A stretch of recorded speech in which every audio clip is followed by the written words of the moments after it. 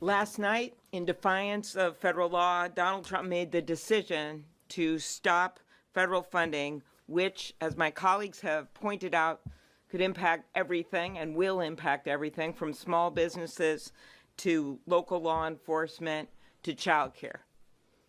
I'm just thinking it was just a week ago that he took his oath of office. And I said that day that we have that swearing in, that inauguration in the Capitol for a reason. We don't have it over at the White House. That's because there are 3 equal branches of government under the Constitution.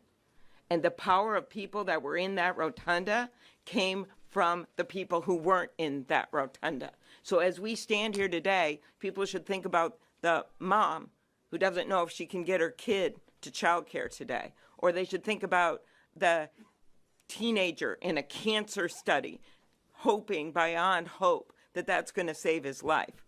Or they should think about the people from Minnesota when last week on the day of that inauguration it was -6 degrees who depend on heating assistance. Those are the people that are standing up here with us today. So this memo, these 2 pieces of paper, came from a guy named Matthew Faith. Probably never heard of him. He is the acting director of the Office of Management and Budget. Well, guess what? He's not in the United States Constitution. The Congress is. And we were set up in Article 1, not Article 2, Article 1.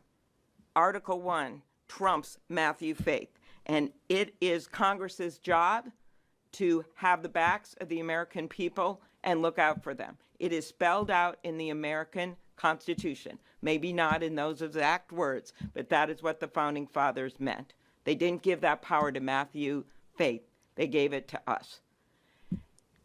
I hope that our Republican colleagues will join us in taking this on. They have the majority in the Senate. They know what the Constitution says. And to add to that, they joined us in voting for this funding and to help with these very important causes.